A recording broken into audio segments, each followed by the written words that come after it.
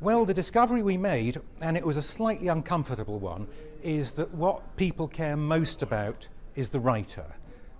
They care less about the topic, they're not greatly exercised by length, the publication is a secondary factor, what they care most about is the writer. If they like reading articles by Lucy Kellaway, say, then they want to read an article by Lucy Kellaway about office life in the Financial Times, but they'd also want to read an article by Lucy Kellaway about horse riding in Vanity Fair if it appeared there. What they care about is Lucy Kellaway.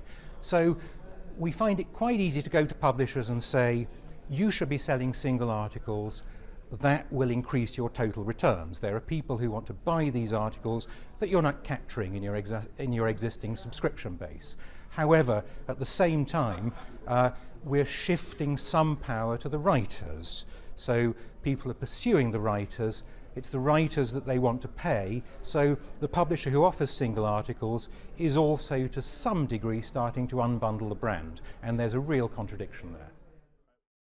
I think you have to look at what publications can do well, and what they can do is to have their own relationship of trust with the reader, so that you know when you go to the publication you're going to find an article that you enjoy and which is reasonably within your sensibility. So you trust the publication, and that means that the publication can introduce you to new things, to new writers, to new subjects. So I love reading The New Yorker.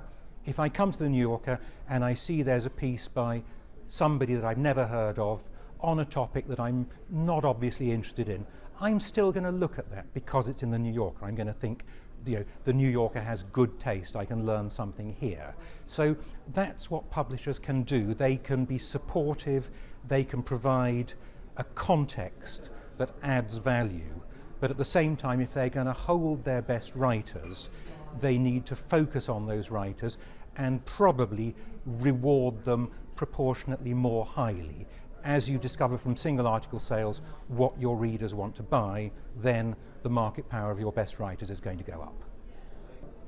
The biggest correlation there, I think, is that we're now well into the phase at which people are prepared to pay for digital content. And there was an assumption early in the music revolution that people expected music to be free, they would pirate it, they would share it.